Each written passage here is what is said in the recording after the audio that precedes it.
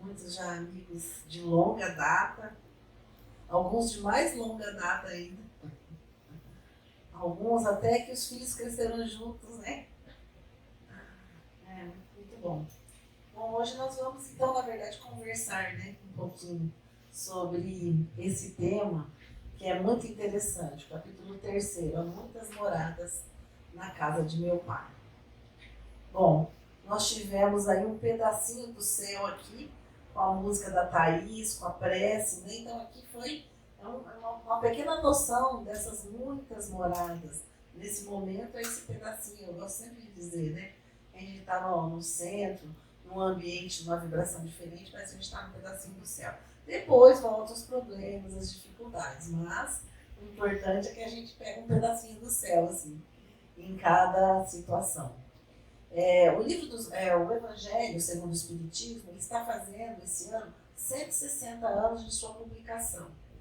Então, veja essa obra magnânima, né, de Kardec, que ele, a partir do Novo Testamento, ele trouxe, então, ele releu com a explicação dos Espíritos e nos traz lições fantásticas.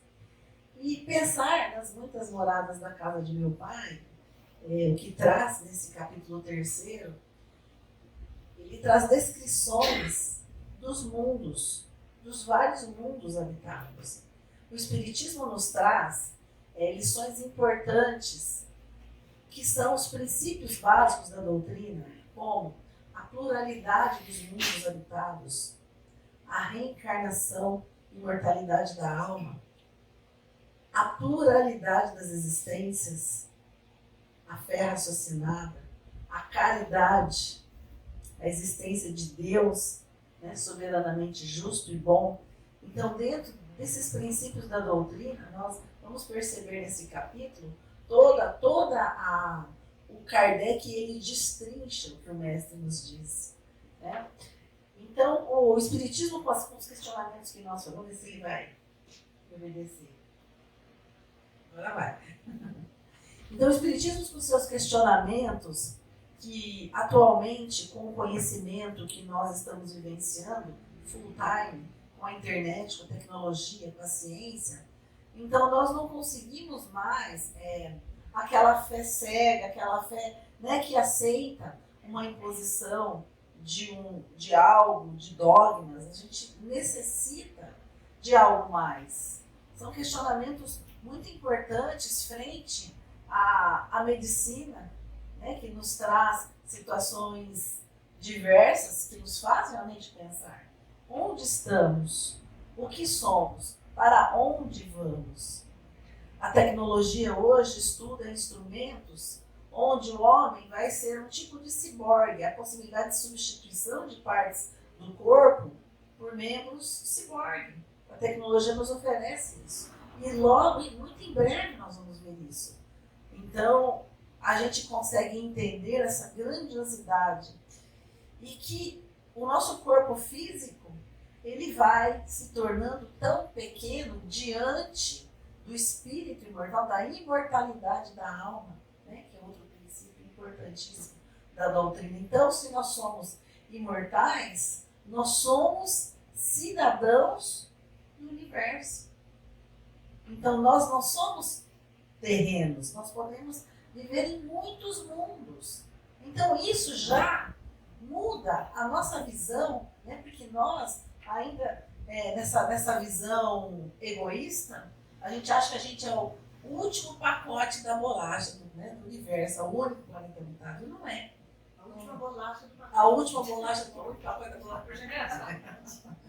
Então, a gente porque nossa visão ainda é pequena, né? Nós temos ainda essa visão, a gente está olhando só para o nosso próprio umbigo.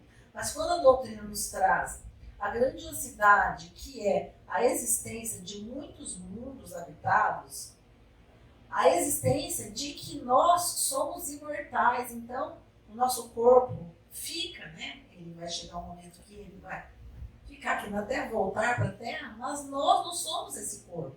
Nós somos muito mais do que isso. E isso nos abre a nossa mente. Então todo o nosso conhecimento, tudo que somos, tudo que aprendemos, é um espírito imortal. E ele é infinito no seu aprendizado. Ele simplesmente é. Isso nos dá, então, uma outra ressignificação da nossa vida e que se torna impossível uma crença acanhada, uma crença de céu e inferno. Porque a gente não consegue mais, poxa, então eu morro, vou para o céu ou para o inferno. É muito pouco. É muito pouco. Isso diante do pequeno conhecimento que nós já temos hoje. É muito, se a gente, quando o Cristo fala que meu Pai trabalha sempre, então seria algo paralisado. Como é que nós iríamos então desencarnar e ficar no céu ou no inferno sem mudanças? Se a natureza é mudança. Então, é interessante a gente refletir, né, sobre essas moradas. Independentemente da diversidade dos mundos, essas palavras de Jesus também podem referir-se ao estado venturoso ou desgraçado do espírito na erraticidade. Então, diante da imortalidade da alma, a gente volta naquela pergunta: bom, se a alma é imortal, eu vou para onde? Não tem céu nem inferno? O que vai acontecer?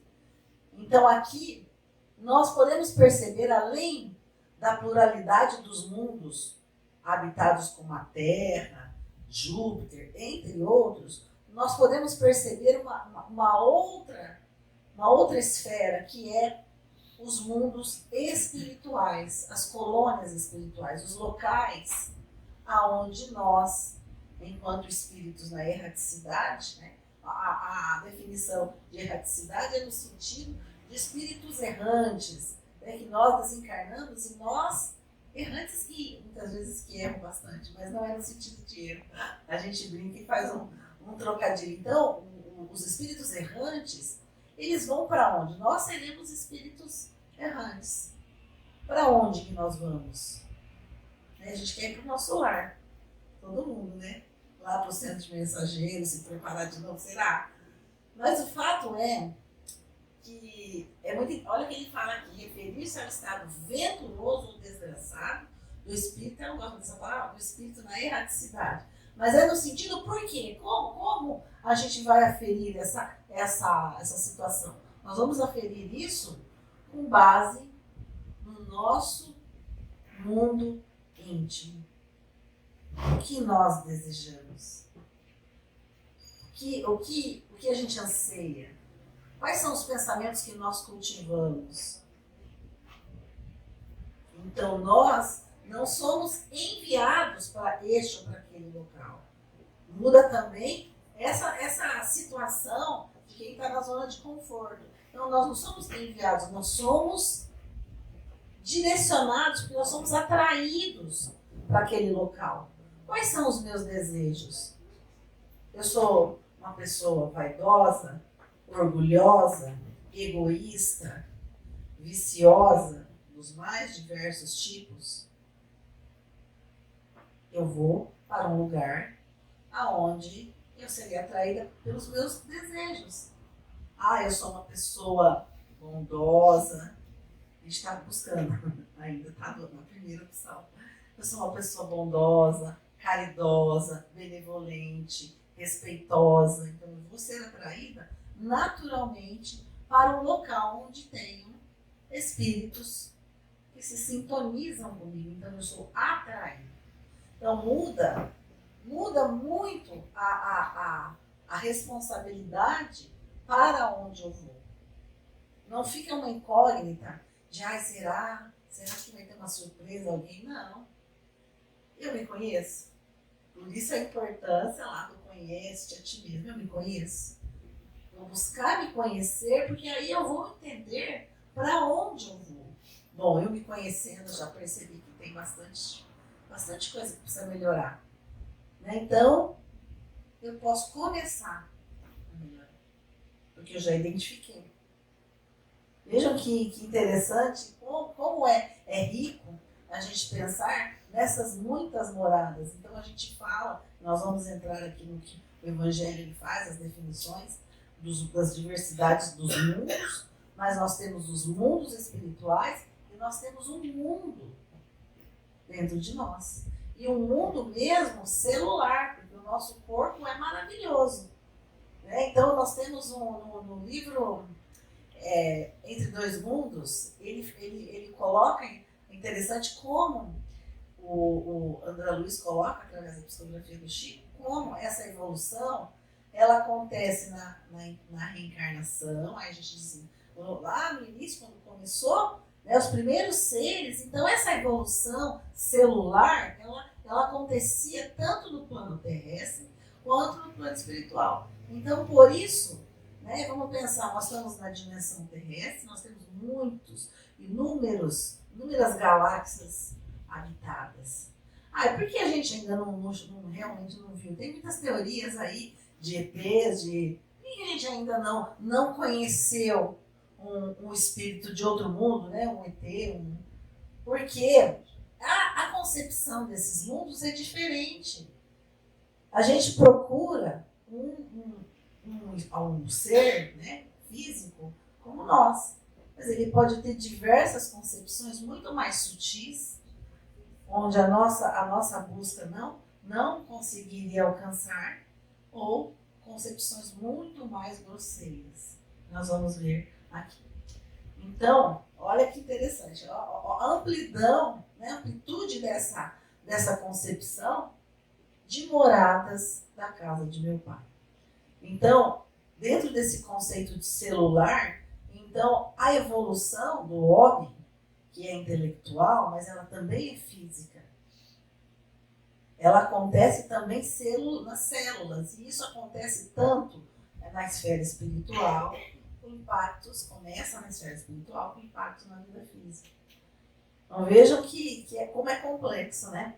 Conforme se ache este mais ou menos depurado e desprendido dos laços materiais, variarão ao infinito o meio em que ele se encontre, o aspecto das coisas, as sensações que experimenta, as percepções que tenha. O Kardec foi muito claro na obra básica em dizer que o materialismo é contrário ao espiritismo. Em todas as obras ele fala, principalmente naquela parte de introdução, naquele livro que é o Espiritismo. Então, na realidade, por que o Kardec traz um instrumento para que a gente compreenda com maestria a importância? Porque quando a gente se apega ao nosso corpo, às coisas, à matéria, à terra, a gente se esquece a gente fecha a janela do infinito, do universo. Porque a gente está pensando nas nossas coisas, na nossa terra, na nossa saúde, nos nossos títulos, mas nada disso importa se nós pensarmos que nós somos espíritos imortais. Mas é muito difícil estarmos aqui encarnados e vivenciar, né, esse total desprendimento. Ficou muito claro no filme Nosso Lar 2, né? Todo mundo assistiu? Ficou muito claro a dificuldade desses espíritos que se prepararam no plano espiritual para reencarnar, mas quando a gente chega e se depara com tantas facilidades, com tantas coisas materiais, a gente se deixa levar. Mas é importante que a gente tenha em mente que tudo vai ficar. A gente não leva nada daqui da Terra. Eu sou advogada e eu sei o quanto é difícil isso para as pessoas se desprenderem de bens, de coisas, né? E como isso, na verdade, esse materialismo que o Kardec combate veementemente, ele nos prende à Terra quando a gente desencarna. Então, quando a gente for um espírito errante, a gente fica preso, né? Tem até um capítulo do livro que a gente estudou aqui domingo, do livro Ação e Reação, que é o caso do Adelino. E é justamente uma situação dessas, né, que houve um homicídio por conta de patrimônio, por conta de coisas, e aquilo, né, aquela situação dele, o prendeu a matéria, ele acabou reencarnando com chagas horríveis no seu rosto, né, porque ele provocou um homicídio. No livro Mensageiros, no capítulo 21, nós temos uma descrição que se chama Espíritos Dementados. Quem já leu, sabe? Ali nesse capítulo, são 3 casos de espíritos que estavam totalmente atormentados. E aí a gente está falando do reflexo, né, da vida material, que acontece quando desencarna. Eles estavam totalmente assim, insanos, né? Até o mentor fala, na Terra eles seriam pessoas perfeitamente normais, mas aqui eles estão totalmente perturbados. Então, não tinha percebido que tinha desencarnado, estava preocupado com a fazenda, com os filhos, que os filhos não sabiam fazer nada sem ele tinha que voltar. O outro era uma senhora que falou que o marido era muito terrível e as filhas não podiam ficar sozinhas com ele, porque ele iria acabar com as filhas dela, então ela tinha que voltar para casa.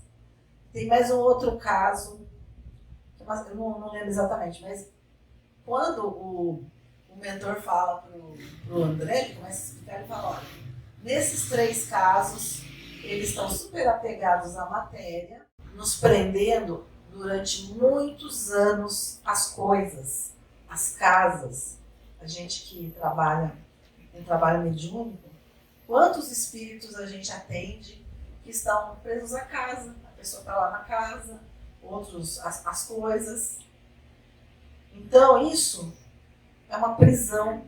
Quando a gente deveria se libertar, a gente fica preso. A gente tem que se acostumar, né, que daqui a gente tem que levar o nosso amor, o nosso conhecimento e esquecer. Não é fácil. Fácil falar. Mas vamos lá. Então, lembrando, né, que o Kardec combateu o materialismo. Então, para a gente despir desse materialismo. Então, há muitas moradas. No Evangelho, vocês vão ler e vão ver a descrição de várias situações dos mundos habitados, mundos físicos, tais quais a Terra. Então, nós temos diferentes estados na erraticidade, diferentes categorias de mundos habitados. E a destinação da Terra. A gente espera, assim, com veemência, que a Terra se torne um mundo de regeneração. Não é verdade? Quem já ouviu falar nisso? Não, tá indo, tá caminhando. 150 anos. Tá caminhando, faz. Quando o Kardec, né, codificou, ele já falava. Então, vamos dizer, começou lá pela codificação. E a gente vem vivenciando as dificuldades de um mundo em transformação. Aí muitas pessoas me falam, sabe, pessoas me falam assim, mas cadê a transformação com o mundo de regeneração? Se está acontecendo a guerra lá na Rússia, olha, o pessoal está em guerra faz anos, já faz anos. Agora a faixa de Gaza, quantas atrocidades, qual a regeneração? Cadê a regeneração? E o que eu respondo? Quando o nosso planeta já está caminhando para a regeneração, essa regeneração ela vai acontecer num passe de mágica? Igual quando o dia amanhece, agora tudo regenerado. Aonde que essa regeneração vai acontecer? Em cada um de nós. Quem faz o planeta? São seus habitantes. Então, a gente terceirizar, né? Mas lá não melhorou. Minha política não estou gostando. Não estou gostando disso. Não. Eu tenho que fazer diferença. Não importa. Se cada um de nós que estivermos aqui formos um post-it do Evangelho, estava brincando aqui no domingo, né? Porque o André Luiz fala que nós devemos ser cartas vivas do Evangelho. Carta é uma coisa mais de muita responsabilidade, né? Então, uma carta já exige mais aperfeiçoamento, né? Cultivo de mais virtudes. Mas um post-it, uma mensaginha pequena, a gente pode ser. Né? Cada um de nós. A gente ouve uma mensagem, né? A gente pode acolher, a gente pode consolar, a gente pode ser positivo, a gente pode acreditar, a gente pode ter fé, ter perseverança, né? E passar isso para as pessoas.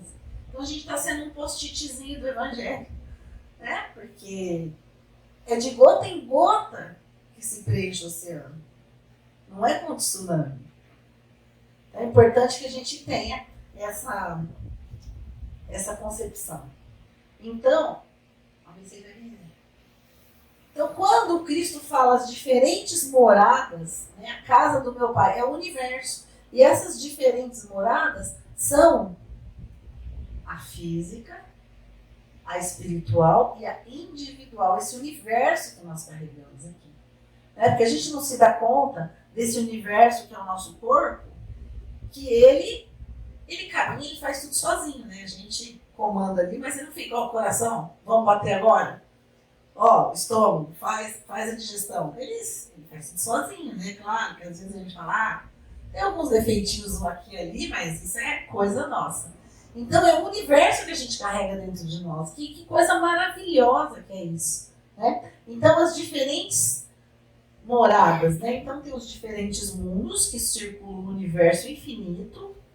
Morada de espíritos encarnados, nós, corresponde ao adiantamento desses espíritos. E os diferentes meios, o meio em que se encontra o aspecto das coisas, as sensações que experimente, as percepções que tenha, o estado de prisão ou de liberdade, de luz ou de trevas. As causas são variadas de bem ou mal praticadas. E as diferentes categorias dos mundos, vejam que interessante, nós vamos começar pelos superiores. Se a gente, no Evangelho, ele traz assim, detalhes, a gente começa a ler, aí você fala, esse aqui não tá batendo, não, vamos pro outro. Porque é muito diferente do que ainda a gente vivencia. Né? Então, os mundos mais adiantados, a vida é toda espiritual. Quando a gente fala que a vida é toda espiritual, ou seja, o corpo é mais sutil. Então, o corpo exige menos alimento, as sensações são menores. Os espíritos que lá habitam, eles não são egoístas, eles pensam no todo. Tudo que eles fazem é para todos. Tem egoísmo, isso é meu, vou dar o pior para ele, vou dar o que me sobra. Não. É uma consciência coletiva de que todos vivem em oração, em harmonia. Imagina. Né? Só igual a gente, nesse pedacinho de céu a gente fica um pouquinho, vai. Depois a gente volta. Então imagine viver 24 horas zen, assim, tranquilo, pensando, tendo bons pensamentos, refletindo. É mais ou menos isso, né? Mas é muito mais. Então os mundos intermediários misturam-se o bem e o mal, predominando um ao outro, de acordo com a maioria dos que habitam, de acordo com a maioria dos que o habitam.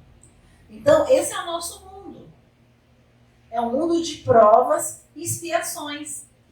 E eu ouvi uma palestra muito interessante da Nilva, inclusive, que ela fez uma reflexão importante em relação à caridade.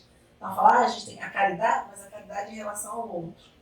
Aí ela colocou muito bem a questão de que se eu vivo num mundo de provas e expiações e eu sou imperfeita, tem um monte de vícios, um monte de apegos, enfim, me magoo facilmente, como é que eu vou esperar que o outro, né? Porque a gente espera do outro uma atitude, a gente espera que o outro seja simpático a gente espera que o outro faça as coisas para nós, nos agrade, seja uma pessoa maravilhosa, mas a gente espera do outro coisas que nós não oferecemos. Então, como que eu vou esperar do outro algo que eu não ofereço, e ainda mais no mundo de provas e expiações, onde a gente está lado a lado com espíritos bons, mas também espíritos trevosos. Então, a gente está nessa luta do bem e do mal constantemente. Como eu vou esperar do outro que ele seja super benevolente comigo, bondoso, sempre maravilhoso, se nem eu sou assim? Então é uma reflexão que eu achei muito, muito interessante para a gente entender o outro, aceitar o outro e sempre perdoar o outro, porque a gente também está se perdoando. E quando a gente identifica no outro defeitos, a gente está se vendo no outro. Olha que complicado, porque Às vezes a gente gosta tanto de falar mal do outro, mas a gente está se vendo no outro. Então, se a gente não vê no outro os defeitos, a gente começa a se corrigir. Esse é o mundo que nós vivemos. Ah, só tem coisas ruins, só tem maldade? Não, tem muita bondade. Tem pessoas super bondosas que nem estão na mídia. Sabe, os caridosos anônimos, aqueles que silenciosamente praticam totalmente a caridade. Eu conheci inúmeras pessoas, clientes minhas, pessoas que estão totalmente ocultas, mas que realmente vivenciam a caridade. Então, nós não podemos esquecer que o que aparece na mídia é o que dá ibope. Então, violência, né? Todo aquele culto à vaidade, à beleza, aquelas coisas que não existem 100%, tá nas redes. Mas realmente, quando um ato de renúncia, uma pessoa que se dedica às vezes a outra, eu conheço uma cliente que ela tem 2 filhos com dificuldades físicas e cerebrais. E essa mãe, eu conheço há mais de 15 anos, e ela vai com os filhos, aquela paciência, fala, gente, isso é uma abnegação, né? Porque ela parou de trabalhar para a vida dos filhos, calminha, e aí as crianças às vezes, né, ficam... Não, já são, na verdade não são crianças, é que ainda se porta como, mas tem mais de 20 anos. Então vejam, a abnegação, então a gente consegue identificar, desde que a gente tenha olhos de ver, anônimos, pessoas fantásticas, espíritos de muita luz. Os holofotes não alcançam. Então a gente precisa ter esses olhos, porque muito embora seja um mundo de provas e expiações, temos pessoas maravilhosas. E para essa pergunta, né, que sempre me fazem, cadê a regeneração? Deus, na sua bondade infinita, permitiu que espíritos trevosos, espíritos que estavam lá nas profundezas dos abismos, viessem, reencarnassem a Terra, como última chance. Então eles estão aqui junto de nós, porque eles também têm direito de tentar mais uma vez. Mas junto deles, e são só eles? Não. Junto deles, Deus, em sua bondade infinita, está mandando muitos espíritos de luz que não vêm reencarnar como prova, eles vêm como missão. Estão do nosso lado.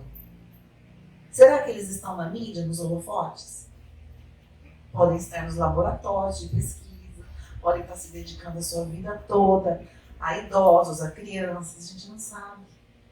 Então a gente tem que ter olhos de ver e ter a certeza de que Deus, na obra de André Luiz também, a tudo aproveita, mesmo a guerra, mesmo a violência.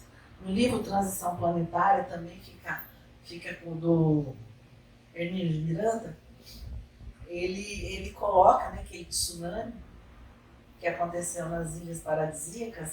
Então, as pessoas que foram atingidas ali, que vivenciaram aquela dor, todas pessoas comprometidas estavam lá no momento, porque tinha todo um enlaçamento de vibrações, de sintonia. As que não precisavam estar naquela catástrofe, não estavam. Então, Deus a tudo aproveita, a gente tem que ter certeza disso. E aí nós temos, né, os mundos inferiores, onde a existência é toda material. Aí vamos pensar naqueles mundos primitivos, né? Se a gente voltasse naquele primitivismo, que o homem tem que caçar, da violência, né? Que o homem era meio que como um bichinho, lutava, um matava o outro, ainda mata, mas agora é um pouquinho diferente, né? Mas era clara essa luta por território. Então, é esse o mundo, né, inferior à Terra. E nós sabemos que depois desse momento que é a separação do joio e do trigo, muitos espíritos que não se adequarem, que não se sintonizarem com a regeneração do planeta, vão voltar para mundos inferiores. Aí nós podemos perguntar, mas no livro dos Espíritos está falando que o Espírito não regride. Não é que ele regrediu, é que ele não conseguiu atingir o nível, a psicosfera, em que a Terra está caminhando para atingir, graças ao nosso esforço, se Deus quiser, que a gente se esforce. Então, vejam como é complexo, né, a gente pensar nesses muitos mundos. no nosso mundo já é complexo demais, mas a gente pensar que Deus, ele permite inúmeras possibilidades aos seus filhos de aprendizado, de aperfeiçoamento. Tem um livro que se chama Tudo por Amor. Eu não lembro a autora, mas é muito interessante que ele conta a história de um mundo que estava, como a Terra, passando por um momento de regeneração, que é o cocheiro, né? A constelação de cocheiro, e dois espíritos que eram grandes farmacêuticos de um medicamento revolucionário, pela busca do dinheiro, né? Da vaidade, da ganância, um assassinou o outro. Era tipo um medicamento assim que ia prorrogar a vida da pessoa para viver mais de 120 anos naquele mundo. A gente vê mais ou menos algumas coisas parecidas, né? Mas aí, um assassinou o outro, eu não sei quanto tempo tem, mais ou menos. Um assassinou o outro e aí eles ficaram muitas encarnações nesse lugar, eles praticamente se transformaram em ovoides. Então, foi permitido que eles reencarnassem na Terra. Nasceram gêmeos, grudados, é bem bacana. Quem já lê, é muito interessante. E aí até que, né, lá pra frente, até que um deles conseguiu evoluir, né, já não estava mais reencarnando na Terra, mas o outro ficou.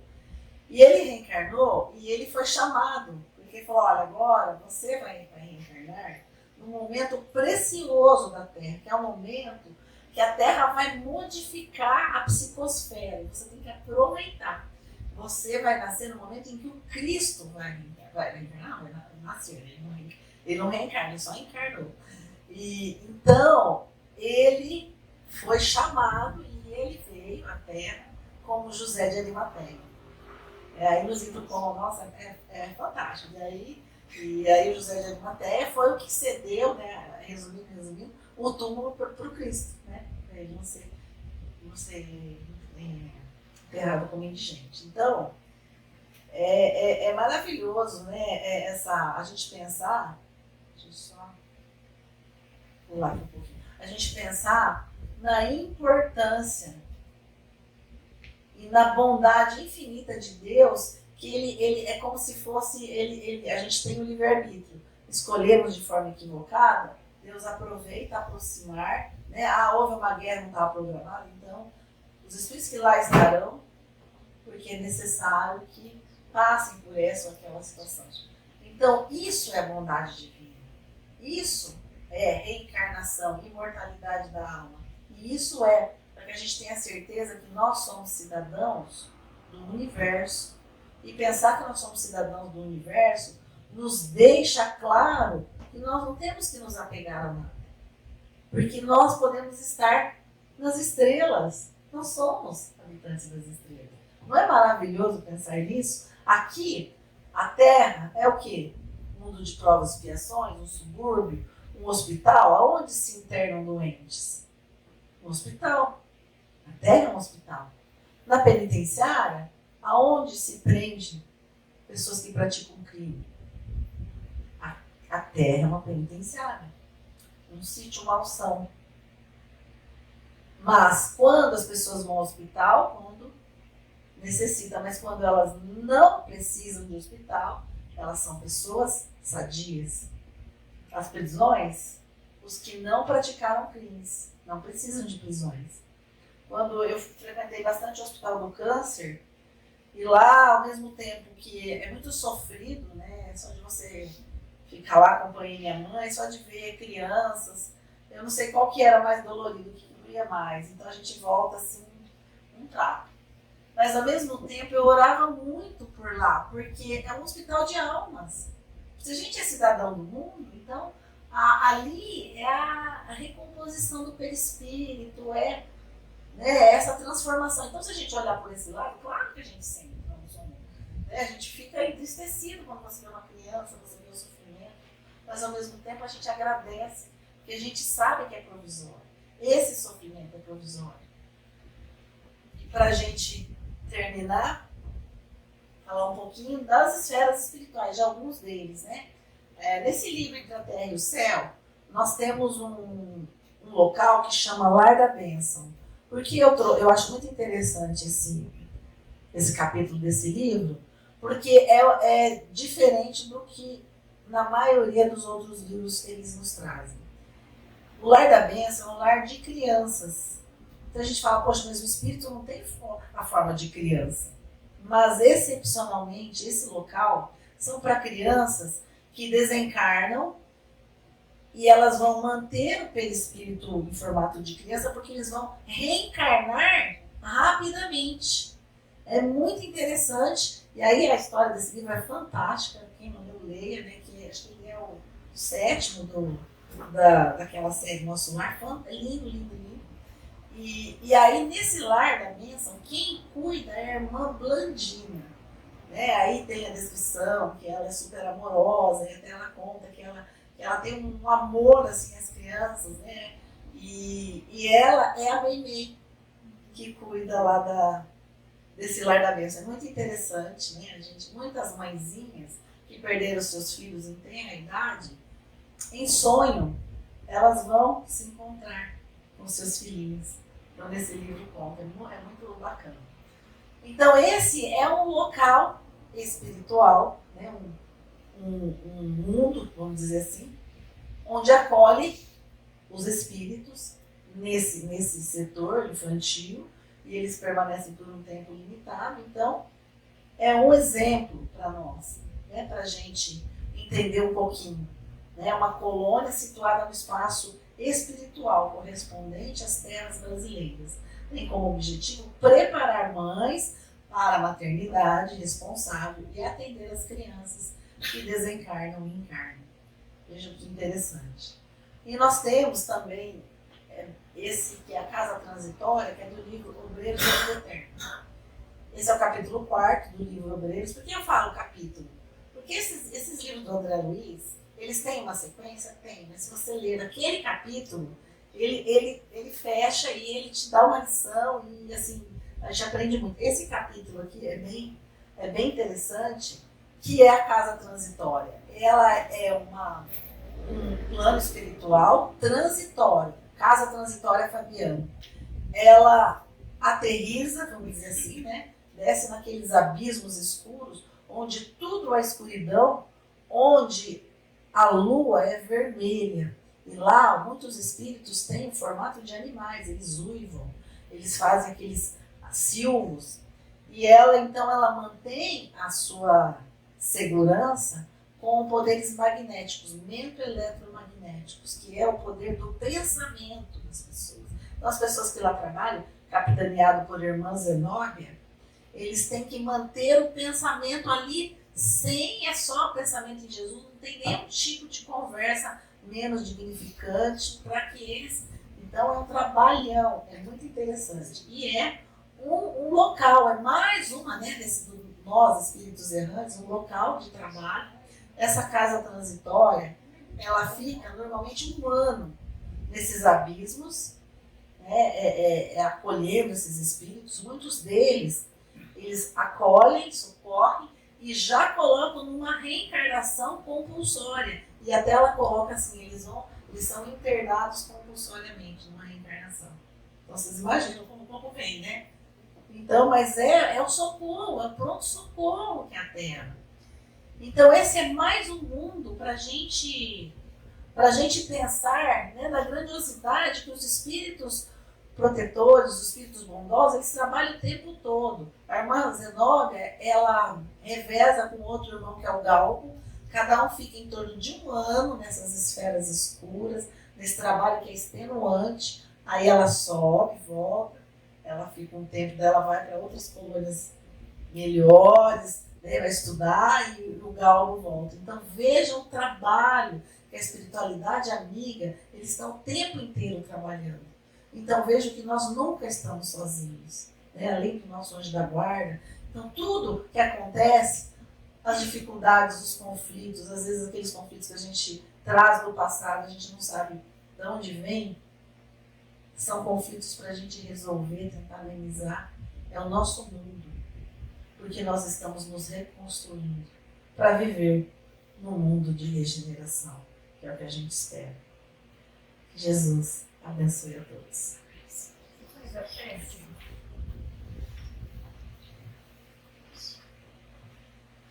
Então vamos imaginar a figura de Jesus com o seu olhar inesquecível, nos chamando, nos estendendo as mãos para o trabalho na sua seara. Jesus, nosso mestre, que veio até a terra testemunhar o seu amor. Ele transita entre nós, ele está sempre conosco. Ele nos disse que deixaria um Consolador prometido. Cá estamos, estudando e vivenciando o seu Evangelho, Mestre Jesus. E possamos levar aos nossos lares essa luz, essa paz e esse pedacinho do céu. Muito obrigada, Senhor.